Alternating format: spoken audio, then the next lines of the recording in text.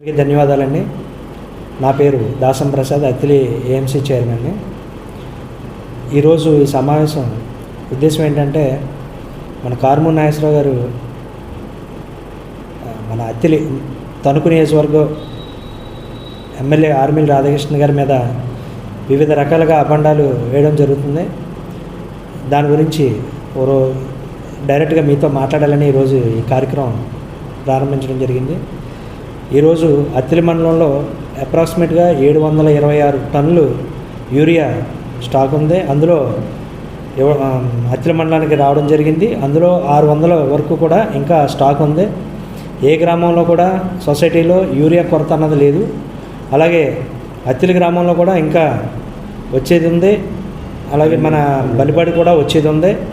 ఎక్కడ కూడా ఏ రైతు కూడా మాకు యూరియా అందట్లేదని చెప్పి మాకు కానీ సొసైటీ ప్రెసిడెంట్లకు కానీ ఎవరికి కూడా ఎలాంటి ఇబ్బందులు లేవు. అలాగే మా దృష్టికి కూడా ఏమీ రాలేదు. మరి మీ దృష్టికి ఎవరు తీసుకొచ్చారో మాకైతే తెలియదు. ఒకవేళ అలాంటిది ఏదన్నా ఇబ్బందులు ఉంటే ఖచ్చితంగా మాకు పంపించండి. వాళ్ళకి మేము సహకరిస్తాం. అన్ని రకాలుగా మేము వాళ్ళకి సరుకు అందేలాగా మేము ఏర్పాటు చేస్తాం. అంతేగాని మీరు లేనిపోని కబుర్లు చెప్పి ఎమ్మెల్యే గారి మీద అభండాలు వేయడం కరెక్ట్ కాదు. మీకు రాజకీయంగా ఏదన్నా ఉంటే ప్రత్యేకంగా మీరు రండి, సర్వీస్ చేయండి. గ్రామంలో అందరికీ మేము అందరం చేయట్లేదా? మేము ప్రతి గ్రామంలో మేము అందరికీ కూడా సర్వీస్ ప్రకారంగా అన్ని కార్యక్రమాలు చేస్తున్నాం. అలాగే మీరు కూడా రాజకీయం అంటే అంచేపు లేని సృష్టించి మాట్లాడి వీడియోల్లో పెట్టడం, పోస్టులు పెట్టడం, సోషల్ మీడియాకి ఇవ్వడం కాదు. సర్వీస్ చేయండి. ఇంకా 4 ఇయర్స్ ఉంది. చక్కగా మీరు వచ్చి ఈ 1200 కోట్ల రూపాయలు ఏదో ఆర్మిల్ రాధాకృష్ణ గారు స్కామ్ చేశారని చెప్తున్నారు. అసలు ఆయన వచ్చిన కార్యక్రమం ఎన్ని రోజులు అయింది?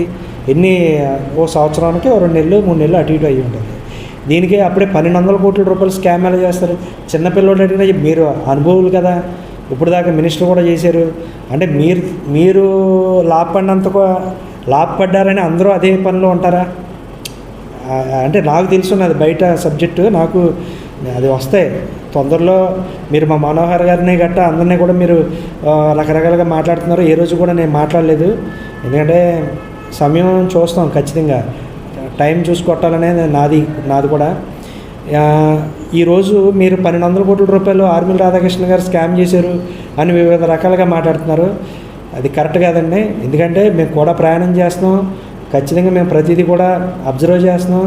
ఆయన చక్కనైన పాలన ఇస్తున్నారు. అందరితో చక్కగా ఎవరికి ఏం కావాలన్నా మాకు చెప్పి కోఆర్డినేట్ చేసి, ఎక్కడన్నా ప్రాబ్లమ్స్ ఉంటే మాకు బాధ్యతలకు చెప్పి మాకే చక్కగా చేయిస్తున్నారు. యాక్చువల్గా మీరు చేసిన లోపాలైతే ఇక్కడైతే ఏం కనపడతలేదండి. ఎందుకంటే